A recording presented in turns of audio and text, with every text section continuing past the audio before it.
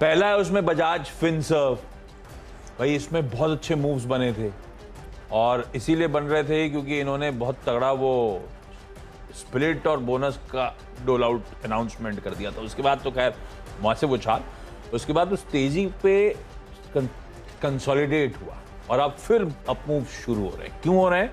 क्योंकि 13 सितंबर, आज हो गई 9, 10, 11, 12, ट्यूसडे, बस हम आएंगे अगले दिन, अगले हफ्ते, और ट्यूसडे को एक्स डेट आ जाएगी इसी स्टॉक स्प्लिट और बोनस। स्प्लिट था मेरे ख्याल से 1 को 5 में तोड़ा और बोनस था 1 for 1 का, तो इसीलिए वो हरकत में आया था ये स्टॉक। मुझे लगता है ये एटलीस्ट वो एक्स डेट से पहले आज और मंडे के बीच में ये मोमेंटम ट्रैक्शन पिकअप करना चाहिए, इसीलिए रखिए इसको रेडार पे।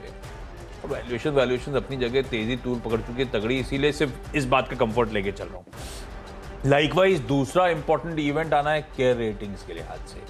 केयर रेटिंग में भी अच्छा मूव आया था जब इन्होंने वो डिविडेंड और बायबैक का अनाउंसमेंट करा था। मेरे ख्याल से 10 रुपए का डिविडेंड अनाउंसमेंट था और ये बायबैक जो अनाउंस किया इसने वो उसकी एक्स डेट ये भी मेरे ख्याल से 13 सितंबर ही है, ट्यूसडे का दिन है, और इसीलिए केयर रेटिंग कल भी इन ग्रीन कामकाज कर रहा था। ये धीरे धीरे मोमेंटम दिखाएगा, हालांकि इसके बायबैक के लिए बहुत ज्यादा जूस बचा नहीं है। मेरे ख्याल से बायबैक टेंडर रूट के जरिए जिस प्राइस पे उससे कुछ ही दूर है ये स्टॉक, इसके ऊपर के भाव पे बायबैक हो रहा है, लेकिन बायबैक रिलेटेड नहीं, लेकिन एक्यूमुलेशन रिलेटेड 10 रुपए का डिविडेंड भी साथ में। क्विक हील टेक्नोलॉजीज, शायद इसकी भी 13 ही सितंबर, प्रोड्यूसर आप स्क्रीन पे दिखाएंगे आप, उसकी भी एक्स डेट वही है। इसके लिए क्या था, वो बायबैक था और तगड़ा बायबैक अनाउंस हुआ था क्विक हील के लिए, जिसके बाद स्टॉक ने मूव करा था। पर इसके लिए तो प्राइसिंग के लिहाज से कंफर्ट भी है।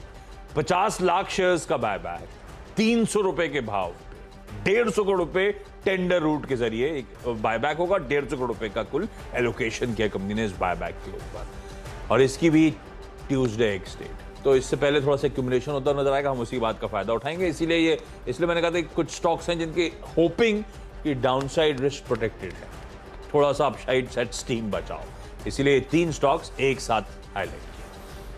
चलिए, तो मेरी तरफ से पहला न्यूज़ फ्लो, दूसरा पहला सेक्टर वो था आईटी। अब दूसरे सेक्टर की बात करते हैं जहां पर थोड़ा बहुत मूव आ सकता है, वो है सीमेंट पिछले 2 से 3 दिनों से जोरदार स्टीम में भी पकड़ रहा है। आप किसी भी लीडर को उठा लीजिए, पहले